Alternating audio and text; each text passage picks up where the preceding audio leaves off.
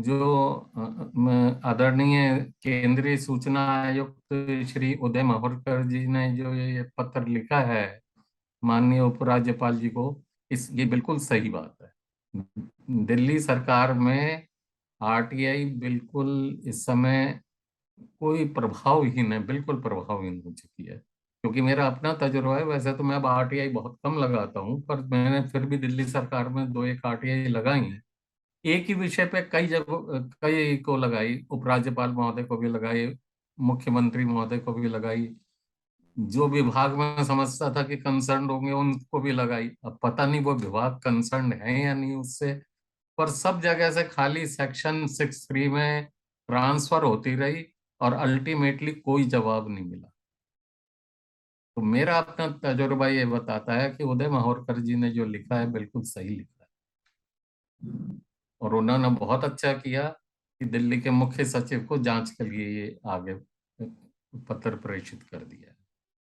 और एक बात और मैं कहूंगा, मेरा विचार है दिल्ली उच्च न्यायालय ने शायद एक निर्णय दिया था जिसमें कि उन्होंने ऐसा कुछ ऑब्जर्वेशन दी थी कि क्योंकि आरटीआई एक्ट 2005 लागू हो चुका है और ये ज्यादा प्रभावी माना गया है, तो जो डीआरटीआई एक्ट था पुराना, Delhi right to information act, उसे वो अब बिल्कुल निष्क्रिय हो गया, उसे खत्म कर देना चाहिए। पर अभी तक वो एक्ट खत्म नहीं किया गया, और उसमें शायद बहुत कम, शायद कुछ 100 में पूरे साल में आरटीआई एप्लीकेशन लगती होंगी उस एक्ट के तहत, और उसके लिए पूरा ढांचा बना के रखा गया। तो ये बेकार का खर्चीला है। और डीआरटीआई, इसके लिए मैंने कई बार दिल्ली सरकार में डिफरेंट पोर्टल्स के थ्रू सीएम को, एलजी को कई बार मैंने मेल भी करी, और पर कोई इस पे असर नहीं हुआ कि डीआरटीआई एक्ट 2001 है या 2002 है, जौन सा भी है वो, उसे खत्म कर दिया जाए। अब उसकी कोई वैल्यू नहीं रही, और वो बेकार का खर्चीला एक चीज है। जो पेंडेंसी है, इसकी दो वजह और भी है। एक तो आरटीआई का मिसयूज बहुत बढ़ गया है, लोग पब्लिसिटी सीकिंग के लिए, ब्लैकमेलिंग के लिए और किन्हीं गलत कारणों के लिए आरटीआई का दुरुपयोग कर रहे हैं। दूसरा वजह क्या है कि आम नागरिक को ये नहीं पता कि ये सूचना का अधिकार है, this is right to information and right, not right to action. वो इसे एक पब्लिक ग्रीवेंस रिड्रेसल के तौर पे लेते हैं। ये जब कानून बना था तो इसके साथ में एक समानांतर कानून और आना था, जो कि राइट टू एक्शन के लिए होता प्रभावी, पर किन्हीं कारणोंवश वो वाला कानून नहीं बन पाया। वो भी इसी तरीके का कानून बनना था, पर वो नहीं बन पाया। तो आम जनता को ये जानकारी नहीं है कि this is right to information and right, not right to action. इसमें आपको सूचना मिल सकती है, आप ये मानते हैं कि उस सूचना के अंदर उन्हें कोई ऐसी सूचना मिली जो कि मतलब सूचना तो सही है, पर कार्य प्रणाली में त्रुटि है, तो ये त्रुटि निवारक कानून नहीं है। उसके लिए उन्हें अलग ग्रीवेंस रिड्रेसल फोरम का इस्तेमाल करना पड़ेगा। और सबसे बड़ी बात है मिसयूज, मिसयूज बहुत ज्यादा है, और इसको रोकने के लिए मैंने कई बार सुझाव दिए। आज भी अखबारों में मेरे पूरा लेख एडिटोरियल पेज पे छपा है। मैंने 5-6 सुझाव दिए जिससे कि मिसयूज भी रुक सकता है और इसे और बढ़िया पावर मिल सकती है। समय के साथ साथ परिवर्तन जरूरी है, और उसका जो एक्सपीरियंस है उसके साथ जरूरी है। तो मैं तो उस समय के तत्कालीन राष्ट्रपति महोदय थे, जो कि ग्रुप ऑफ मिनिस्टर्स के हेड रहे थे, जिन्होंने आरटीआई बनाया था, श्री प्रणब मुखर्जी साहब। उनसे भी व्यक्तिगत तौर पे मुलाकात करी, पहले दो उपराष्ट्रपतियों से भी मुलाकात करी, और भी सूचना आयुक्तों से, तो केंद्रीय सूचना आयुक्तों से सभी से मैं लगातार संपर्क में हूँ। 2005 से लेके आज तक के जितने भी केंद्रीय सूचना आयुक्त हैं और केंद्रीय मुख्य सूचना आयुक्त हैं, उन सबसे मैं संपर्क में हूँ। उन्होंने कुछ सुझाव तो मेरे बल्कि सीआईसी ऑर्डर्स में और एडमिनिस्ट्रेटिवली भी आगे फॉरवर्ड किए, पर अमल नहीं हुआ। एक तो देखिए 2005 में 10 रुपए की फीस निर्धारित हुई थी, और जितनी भी गवर्नमेंट फीस है, जैसे रेलवे प्लेटफॉर्म है, उस समय 2 रुपए का था, आज शायद 20 या 30 रुपए का है। एफिडेविट उस समय 2 रुपए का था, आज बढ़ गया।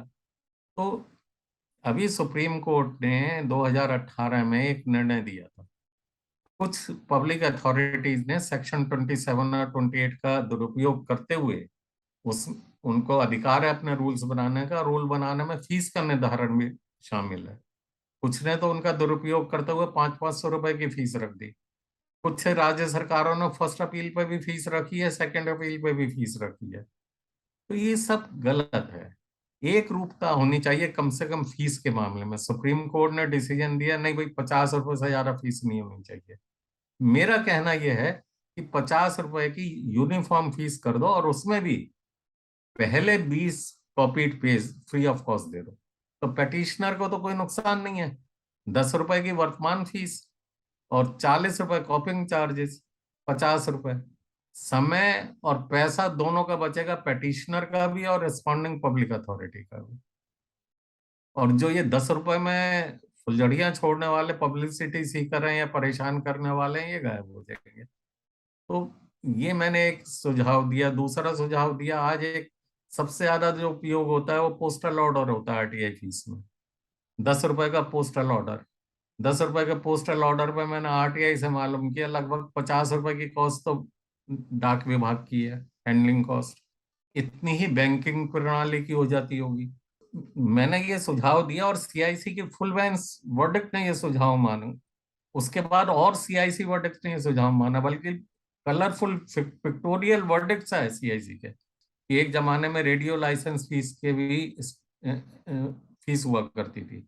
उनके लिए बुकलेट में रेडियो लाइसेंस फीस के स्टैम्प्स निकलते थे। तो मैंने कहा उस तरीके के आरटीआई स्टैम्प निकाल दो, 2 रुपए और 10 रुपए और 50 रुपए के। तो ये पोस्टल ऑर्डर का झंझट ही खत्म हो जाएगा। और इससे जो डिजिटल पेमेंट की प्रणाली है वो भी ज्यादा प्रभावित होगी। अब जैसे एनजीटी वाले हैं, वो कैश नहीं लेते 10 रुपए। उनके बराबर में जो पोस्ट ऑफिस है बड़ौदा हाउस में, वहां पे पोस्टल ऑर्डर नहीं मिलता। स्टैंप वो निकल जाए और वो स्टैंप हर पब्लिक अथॉरिटी को भी दे दिए जाए और कन्वीनियंटली बैंकों में सब जगह उपलब्ध करा दिए जाएं, तो कितना खर्चा बचेगा।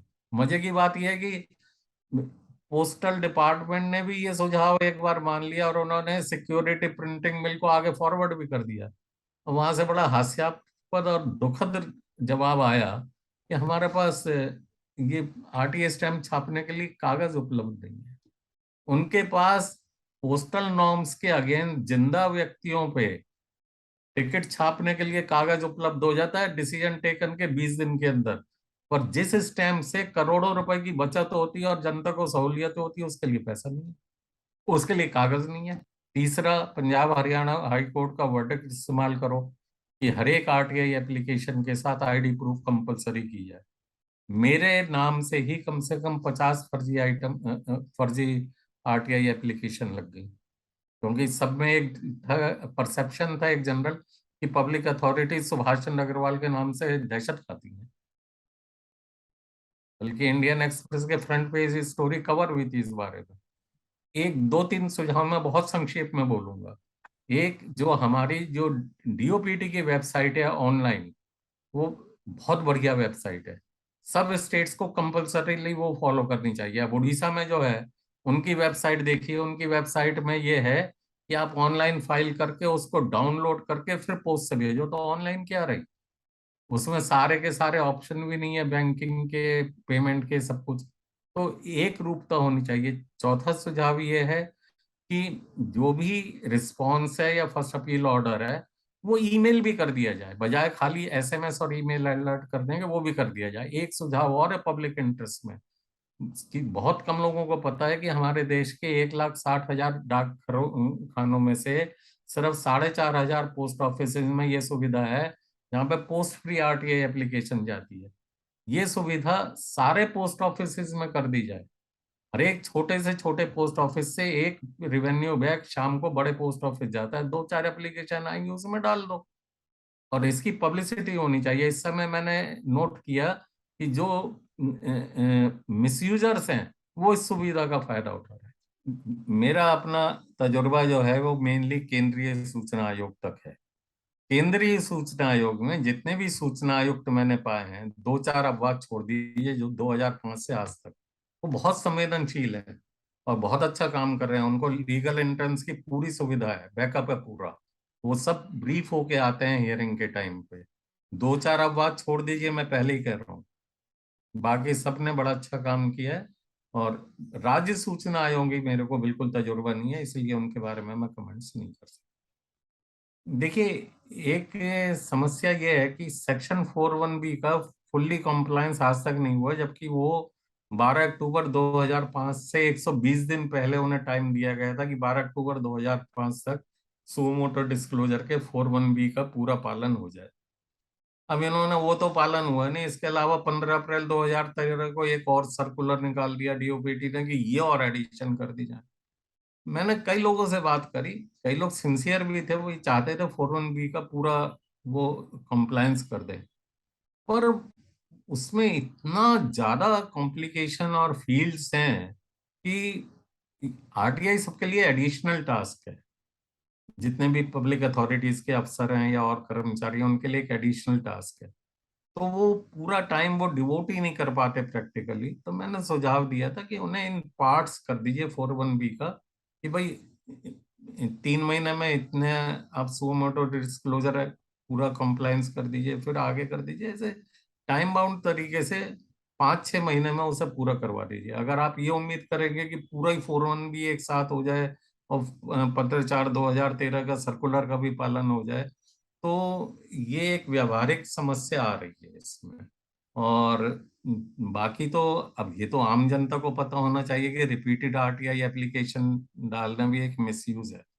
तो उसको डालने की जगह उन्हें फर्स्ट अपील में जाना चाहिए। देखिए, कानून ये बहुत सिंपल कानून है, बहुत छोटी सी बुकलेट आती है, ऑनलाइन भी उपलब्ध है, बाजार में भी उपलब्ध है।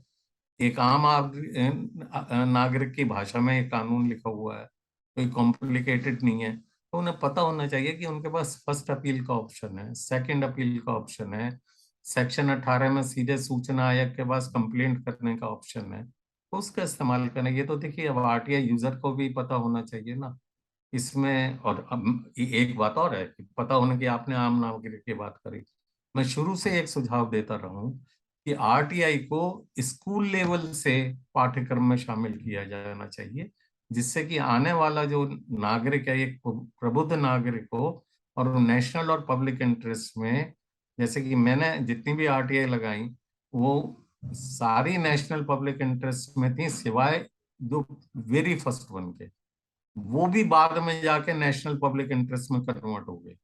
जुडिशियल अकाउंटेबिलिटी आई उससे।